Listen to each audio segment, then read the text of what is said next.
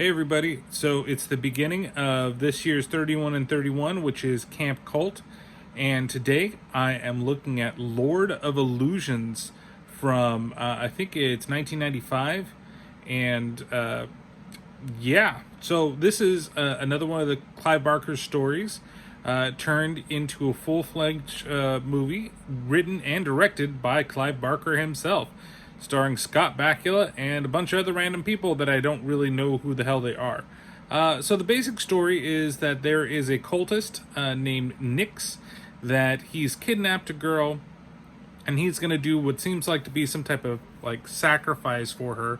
And these four people come and they stop the whole thing from going on. Well, I would say it's really like three, because one of them, even though she's along, she never shows up ever again in this movie. At least not while I was paying attention to it, because there were a little bit of lull points in the movie. But basically, they seal him, kill him and seal him, and then we cut to like current day, and you have Scott Bakula's character, who's a detective, who's going through some issues because of a botched like exorcism, where I guess maybe he had to kill the child, and he basically is taking a job to be in LA, and he gets wrapped up in the whole thing of everything going on. So it's him finding out, being like detective-wise, figuring out what the hell is going on, why Swan would kill himself, which happens to be the guy that helped seal him, and why all these other people, like he's following somebody, the guy goes to a tattoo parlor, and then he runs into one of the guys, which, again, want to go with that Scream stereotype that the black guy always dies first, and the black guy of the group is the first one of them to die. I don't know, and maybe they say it, maybe it's just kind of off chance. I really don't know what happens to the blonde lady. Like, you see the black-haired girl, who gets a gnarly fucking cut in the beginning of the movie in her hand. You see her die, you see the black guy die, whose name is Quaid, and you see of course, Swan, kill himself, but you never see her. It's really weird. Overall, it suffers from a couple of things. One, dated effects. There are some CGI effects in this movie that make Lawnmower Man look like this is, that's a fucking classic of CGI, and this film itself is just, And then some of the acting kind of, some of the reaction shots. There's like this one towards the end where it's like the girl, and she's supposed to be afraid, and she's like, it just doesn't look believable. Like, the hand's just over her face, and it's terrible. But it does make up for it in the gore factor. There's a lot of like little things that go on. There's a lot of really gory, creepy things that they do. I like the illusion when you look at them and it looks like their flesh is all peeling apart, and they're like becoming like this gray husk of a thing. That's all kind of neat. But overall, it's one of those movies where I think your mileage is going to vary, and honestly could be a full episode of the podcast, because some things are just really fucking ridiculous in this thing. Especially towards the end where they're having like the fight.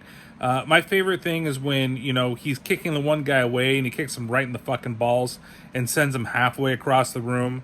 And there's just some, like, there are a couple of things, and like how it ends up, the end of the movie, I'm like, really? Isn't this supposed to happen? Isn't it this way?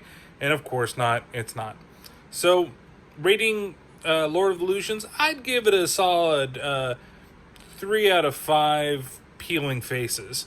I mean, I think that it's entertaining. I think for the time, I remember this being a movie that as a kid I saw the trailer and I was super into Quantum Leap. Don't ask me why. I just was, because Quantum Leap kicks ass. And it was like, I saw Scott Bakula and something else. I'm like, I gotta see the latest Scott Bakula feature. Who says that as a kid? And especially a young kid. And I probably wouldn't have been okay seeing this movie when it was released. Or maybe I would have, 95. I could probably handle this shit. Who knows? Maybe I can't. But anyway, it's an entertaining movie. Like I said, the middle part is what kind of drags a little bit. The beginning is pretty good, and then it just gets into the middle, drags, and then the ending is actually quite fun too. There's a lot to make fun of, and there's a lot of entertaining stuff to see. So, with all that, that ends the very first of this 3131 Camp Cult. Be back tomorrow with another cult-based movie. We'll see what we got rolled up our sleeve. And I do want to say this at the end of this first video, is that there are going to be movies that maybe I should do, but if you look back in the videos, you'll see that there might be reviews for them already. Ones that I wanted to do again. My wife and I, she was helping me actually create and curate this list, if you want to say it like that.